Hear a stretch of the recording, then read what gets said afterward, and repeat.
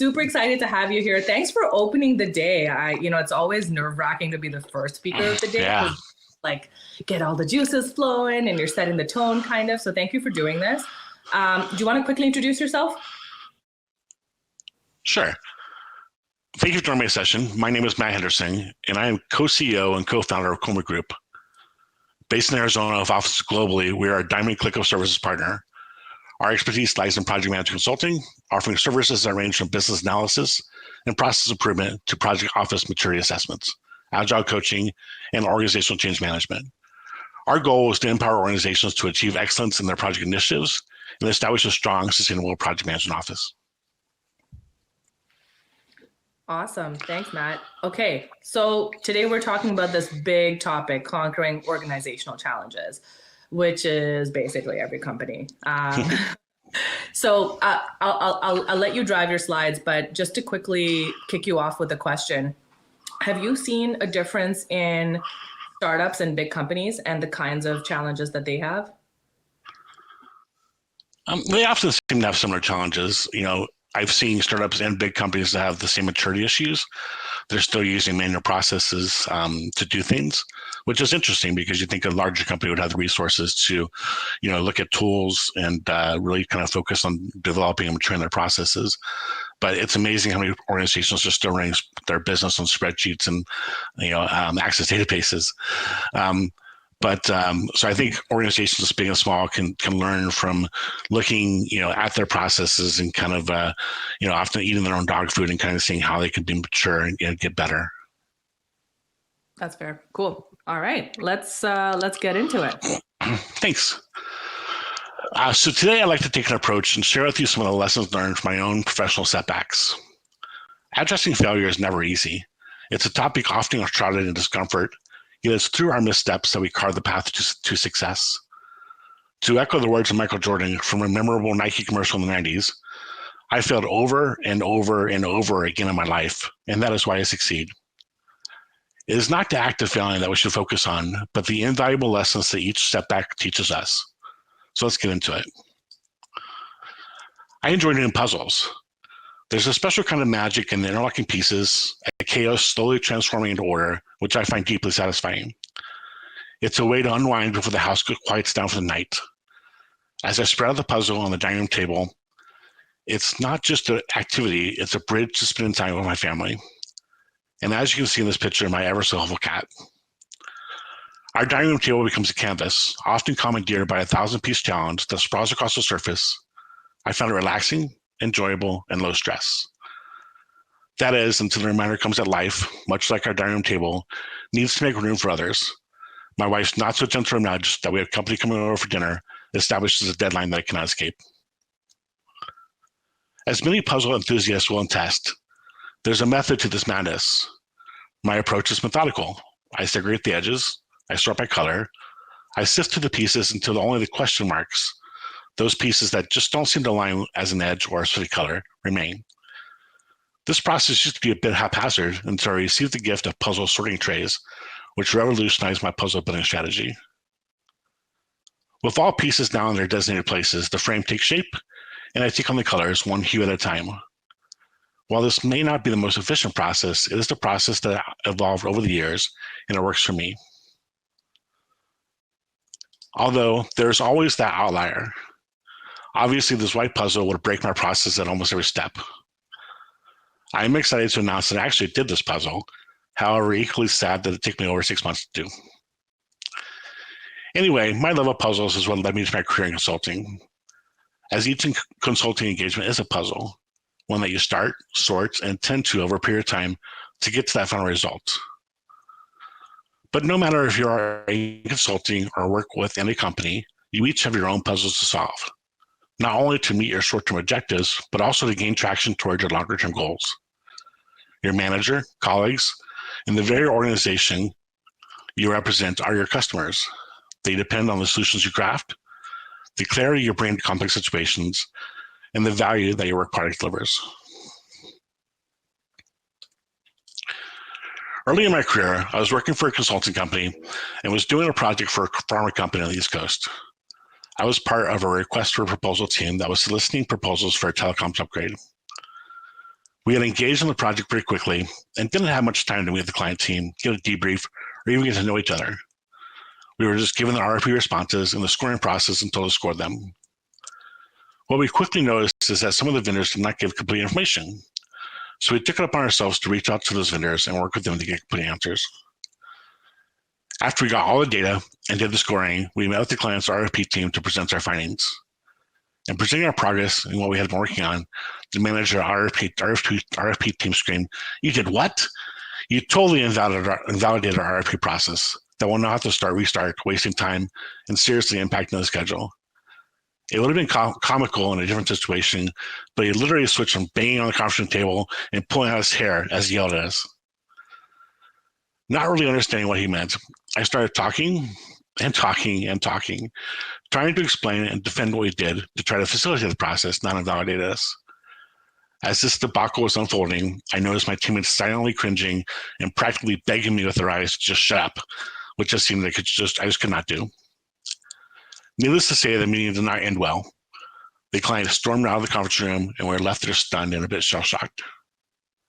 I felt pretty down about the situation, and I knew I'd let my team and my client down. Fortunately, I had a great manager, and after the meeting, she took me aside.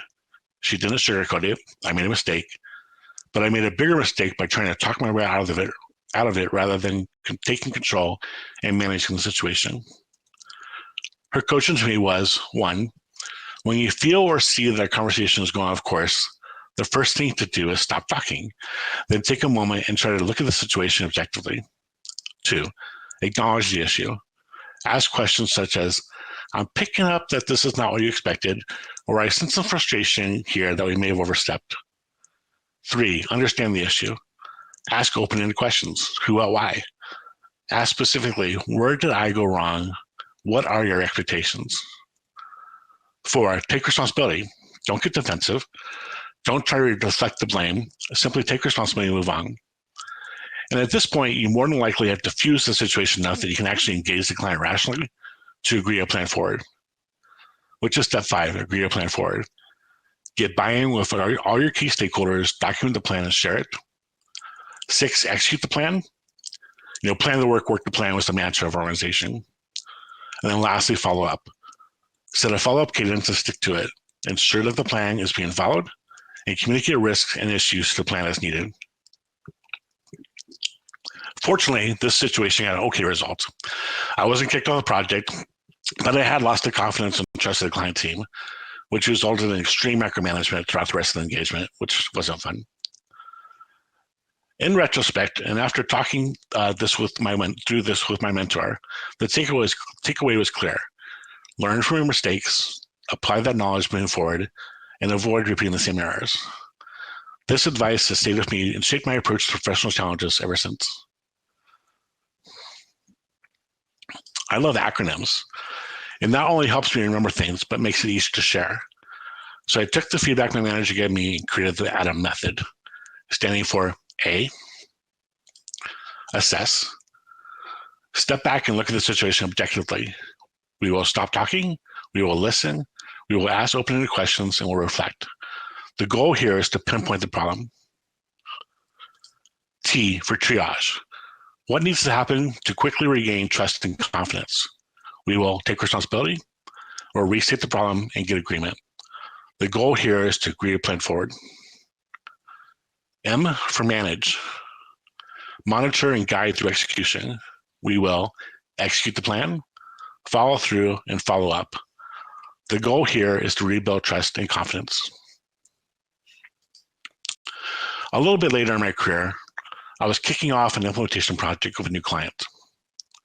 We had a brief introductory call, so this was only the second time we talked.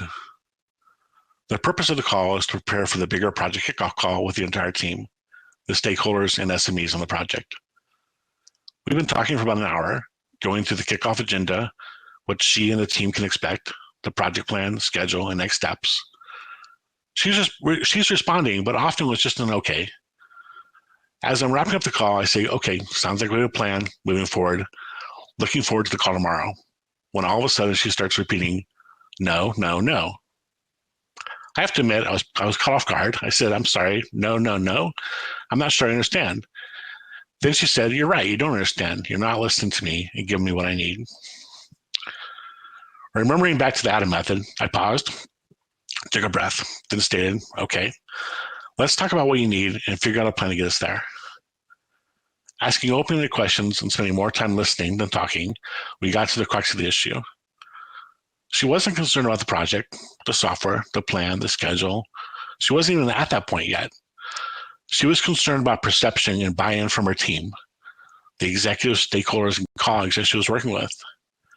She had put a lot on the line professionally as she had spearheaded and went to bat for this project.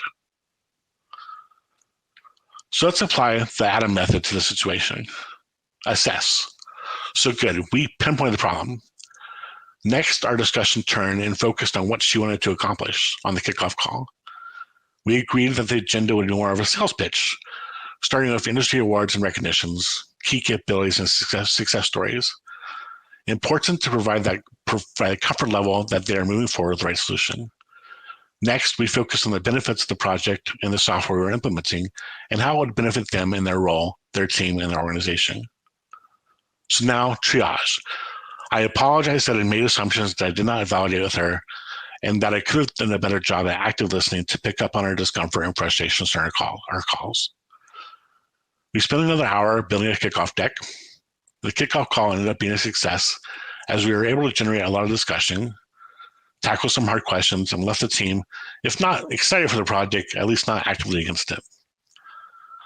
So lastly, manage. The client was happy with how the call went. She got some kudos from her teammates and our management on the project. We agreed to have bi-weekly one-on-one calls to ensure we remain on the same page, which helped rebuild her confidence in me, which ultimately led to a successful project. A piece of advice that I found particularly insightful, shared by a colleague, is the importance of understanding the motivational drivers behind the people you collaborate with.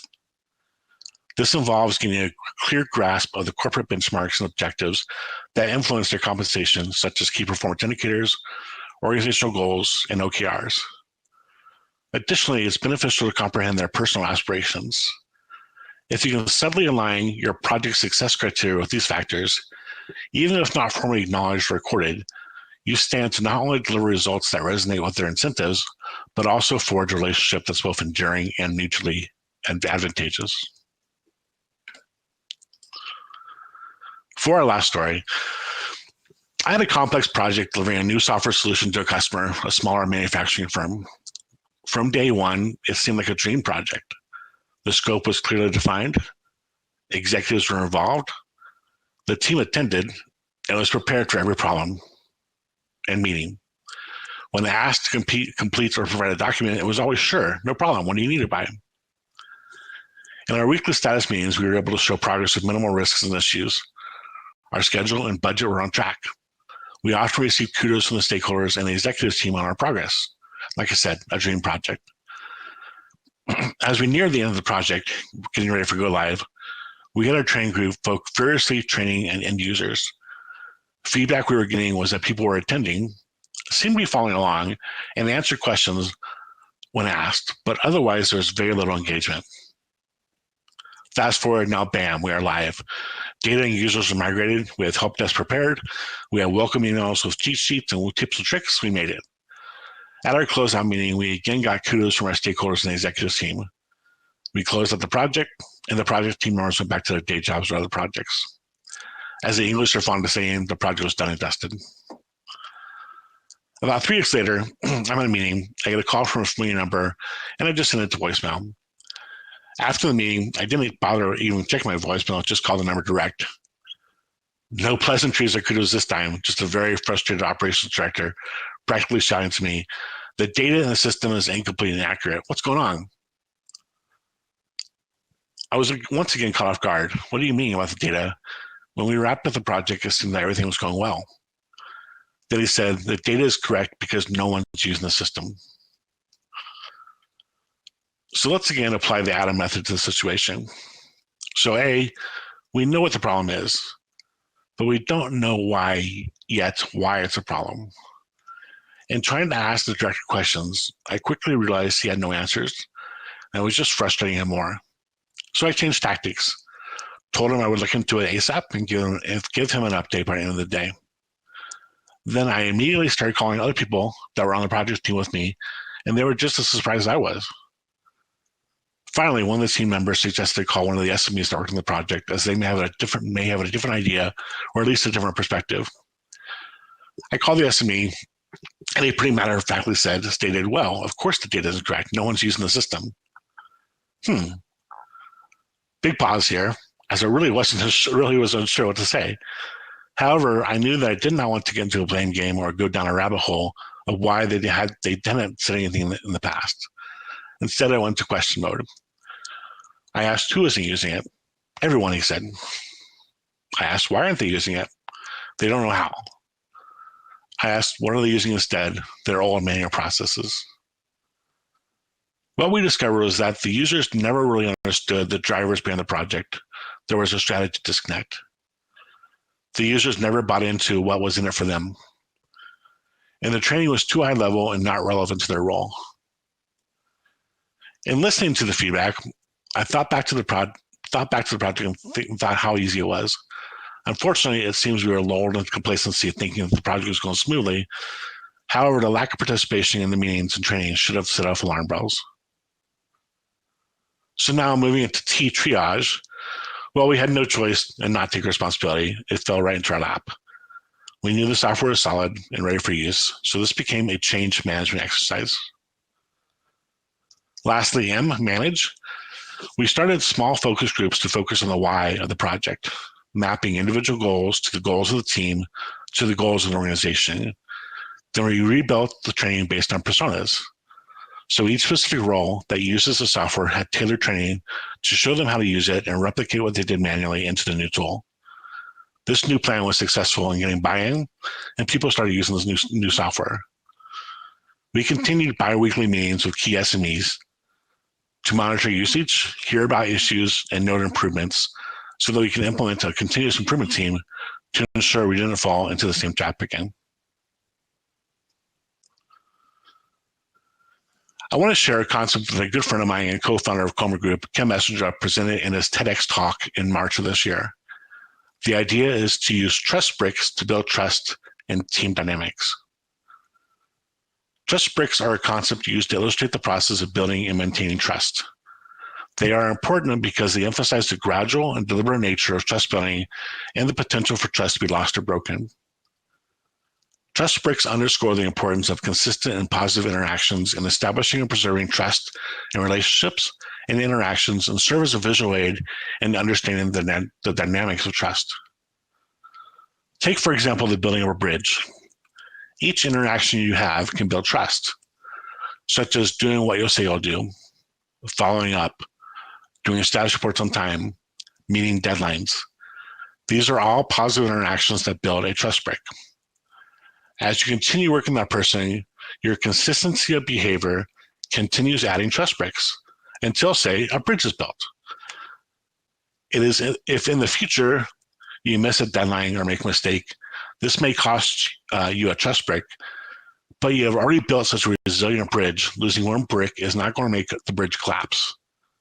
In fact, it probably won't even cause you to lose a trust brick because since you've already established such a consistency behavior with that person, they will just write it off as an outlier, not impacting your relationship at all. Note that, however, even though trust is built and reinforced gradually through consistent actions, behaviors, trust can be easily lost or broken much more quickly than is gained. If you haven't heard Kim's talk, I encourage you to do so, as his version is much funnier than mine. As we come to the end, one thing I wanted to say is that as I've learned as a mentor, sharing stories of personal lessons learned is a powerful way to inspire and educate others. It's important to acknowledge that failures are an integral part of their journey to success, but it is also important to keep in mind when experiencing a work-related setback, maintaining composure and professionalism is crucial. It is important not to take failures personally, but rather to view them as opportunities for growth and learning. Handling professional failures requires effort, acceptance, and action. It's about using failures as stepping stones to success by learning from them and taking proactive steps to improve. And overcoming failure teaches resilience, a quality shared by successful individuals. It's not just about failing, but getting back up, trying again, and learning from the experience. If you Google famous quotes on failure, you'll receive 60 hits on the first page of hundreds of quotes. I'll leave you with a couple of my favorites. Success is not final. Failure is not fatal. It is the courage to continue that counts, Winston Churchill. And something a bit more lighthearted from Chris Hardwick. No human ever became interesting by not failing. The more you fail and recover and improve, the more you are as a person. Ever meet someone who's always had everything work out for them with zero struggle? They usually have the death of a puddle, or they don't exist. Thanks again for listening. I'm happy to answer any questions. That was awesome. Thanks, Matt. I love those quotes. That Chris Hardwick quote is my favorite too. One. Yeah, it's a really good one. Yeah, that should be like in company like onboardings, I feel like. Yeah, exactly. Right? Because it's like everybody has like a different way. I mean, myself included, like I really care so much about who the feedback is coming from. And sometimes, depending on who it is, I do take things personally, and I have to kind of like remind myself, like it's just the messenger, and feedback is a gift, and so on and so forth. So, well, people who say they don't fail either have not taken risks in their career, or maybe really haven't engaged, right? So, failure is a process. It's important to how you as you grow and mature in your career. There's been many times outside of the 3 stories that are provided today that I failed. And at the time, it felt like the end of the world, right? Because it's rough. You don't want to fail. You want to succeed. You want to do well by your client. You don't want to you don't want your clients disappointing in you. However, you kind of internalize that and take it forward. So in the future, you can, remember those lessons learned, and remember that feeling, and kind of, work to either, plan better or manage your risks better, et cetera, to kind of get to a point where either failure is less of an option, or at least you know how to deal with it when it comes. Yeah. Yeah. You talked a little bit about maintaining composure and sort of professionalism when you're facing that unexpected failure. Composure is an interesting one. That is hard for a lot of people. How do you go about it, or how have you seen the best go about it? Well, it's tough when you're 22 years old, which is one of our first story. It was a tough lesson learned for me, because I did feel it was like attacking against me and what I was doing. And so I've learned over time that they're not attacking you necessarily. They may be attacking what you did, right? Or kind of the result. And so just don't necessarily take it personally, right? So try to stay calm and analytical. Like I said, take a step back. Always stay professional. But really kind of going back to the Adam method, really acknowledge what happened, take responsibility, over-communicate, focus on solutions. And you just kind of take that approach, you're going to take the emotion out of it. You're going to get the customer to calm down so you actually can work together with them again, and kind of hopefully focus on, how to get out of the situation and moving forward. Sometimes obviously always can't happen because the emotion is too high and things like that. So you got to kind of remove yourself from the situation until things calm down a bit. And it's tough, right? Because when someone's yelling at you and saying that you did a bad job or screwed up, it's hard not to take that personally, but it's kind of one of those things you have to learn and mature as a person, I think. So. Yeah. You also compared project management to sort of solving puzzles, which is interesting, actually. Can you elaborate on this analogy and how that helps in understanding like complex and large projects? Sure, definitely. So the analogy of comparing project management to solving puzzles, I think it's effective because it encapsulates the complexity, the need for strategic thinking, and the step-by-step process and care in both activities, right? So if you think about it, when you're doing a puzzle or working on a project, you're really breaking down complex problems, right? So just as puzzles are solved piece by piece, complex projects are best managed by breaking them into smaller, more manageable tasks. Makes it easier to kind of focus your efforts and kind of understand kind of how tasks kind of depend on each other. The other thing is really seeing the big picture. In puzzles, it's going to be really hard to do a puzzle if you don't know what the end picture looks like, right? So you kind of build your puzzle based on that kind of end image. Very similar in project management, you really understand your goal. What's your end goal? What are your success factors? Really gives you an idea of what your clear vision of what your objectives are and your desired outcomes so you can work towards those. Adaptability is important. You kind of, especially in puzzles these days, some of the puzzles look like they almost can fit, but they don't. Mm-hmm. So if it doesn't fit where you think it should, you kind of put it somewhere else or kind of put it aside. So projects often require the same flexibility, right? If you look at something that doesn't fit or you come up with an unexpected issue, it may need to necessitate a change in plans. Collaboration. Large puzzles are often easier to solve with multiple people. Just like in a project team, you have different people, different strengths of various team members that are essential for handling complex tasks. And lastly, learning from mistakes. If a strategy for a puzzle doesn't work, you change strategies. Similar to on a project, if you look at past mistakes and you look at lessons learned, you can take those to improve processes and make your project more successful. Yeah, I saw this meme just a couple of days ago. It said a good project manager makes updates. A bad project manager makes up dates. which I thought was really funny and interesting. I feel like, I haven't worked personally with a lot of project managers, but the few that I've worked with, I mean, they have this like sort of photographic memory of like everything that's supposed to happen, and it's all in their heads. I know they'll have like all the tools and Mm-hmm. whatnot, but a lot of the sort of like the roadmap is in their heads. Do you have like any thoughts on like attributes of like some of the best project managers you've come across? Like, are there like common things you've noticed between them? Yeah. So one of the things when I interview project managers, I actually ask them if they like to do puzzles because I think that's a key attribute because you're not only like jigsaw puzzles, but like Sudoku or crossword puzzles, because you're figuring out a problem kind of on the fly. That's a big piece of it.